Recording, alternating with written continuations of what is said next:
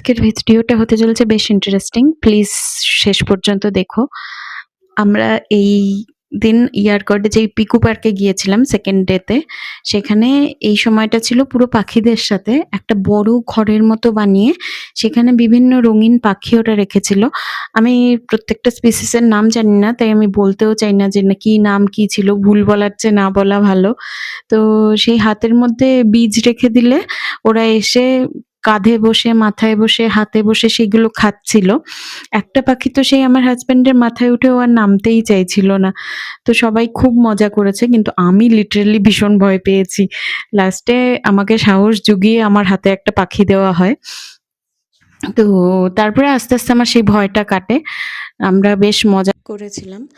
তারপরে আরও ম্যাকাও ছিল, কিন্তু ম্যাকাওটা সাইজে এত বড় আমার লিটারেলি ভীষণ ভয় লাগছিল। কিন্তু আমার হাজব্যান্ড ওরা চাইছিল যে ওদের কাছে যেন ম্যাকাও এসে বসে, আমি মনে মনে বলছিলাম না বাবা আসিস না। তারপরে ছোট ছোট অ্যাকোয়ারিয়ামে এরম কিউট মাছগুলো দেখে আমরা বেরিয়ে এলাম। Okay bye.